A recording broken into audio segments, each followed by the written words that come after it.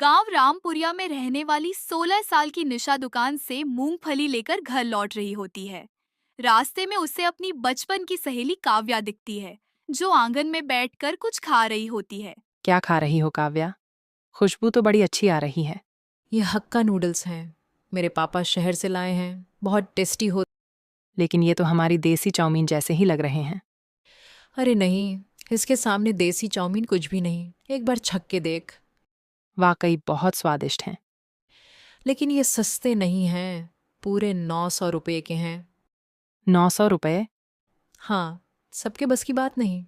मेरे पापा शहर जाते रहते हैं, इसलिए मेरे लिए ऐसे महंगे खाने लाते हैं। तुम्हारे पापा तो खेती करते हैं ना। अरे जल्दी से खाना लगा दो, बहुत जोरों की भूख लगी है। खाना खाकर दोबारा खेत पर जाना है। बस लीजिए, आज सब आपकी पसंद का बनाया है। आलू मेथी की सब्जी, नमक मिर्च वाले पराठे और अरहर की दाल। वाह, मजा आ गया। लेकिन तुम तो मूंगफली की चटनी भी बनाने वाली थीं। मूंगफली खत्म हो गई है। निशा को लेने भेजा है। पता नहीं कहाँ रह गई वो लड़की। घर पहुंचते ही माँ पूछती है। इतनी देर क्यों लग गई? माँ, मुझे भी हक्का नूडल्स खाने हैं। ये कौन सा खाना है? शहर का खाना है माँ, बहुत टेस्टी होता है। और कीमत? बस 900 रुपये। 900 रुपए? हम जैसे लोगों के लिए भगवान का दिया खाना ही काफी है। निशा नाराज होकर आंगन में चली जाती है।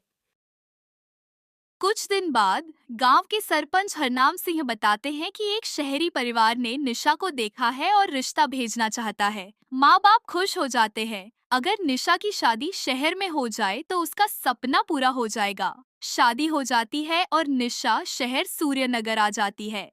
ससुराल में निशा अपने हाथों से देसी खाना बनाती है, कचौड़ी, समोसे, मिठाइयाँ। ननद रिया खुश होकर कहती है।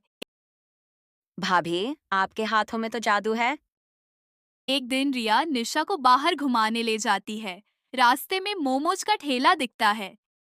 ये मोमोज हैं? हाँ भाभी, और ये बहुत सस्ते हैं, 100 रुपए की प्लेट। निशा को अपनी सहेली काव्या की बातें याद आती है। उसे पहली बार एहसास होता है कि उसे गलत बताया गया था। धीरे धीरे निशा सीख जाती है कि burger, pizza, noodles, Manchurian, chilli potato ये सब घर पर कम पैसों में बन सकते हैं। एक दिन ननद का केक गिर जाता है। निशा को याद आता है जब बचपन में 30 रुपए की पेस्ट्री गिराने पर उसे कितना सुनाया गया था।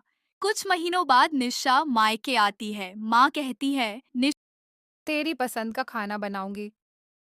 आज मैं बनाऊंगी। निशा मुस्कुराती है। वह मंचूरियन, नूडल्स, केक सब घर पर बना देती है। माँ बाप हैरान रह जाते हैं। इतने कम पैसों में?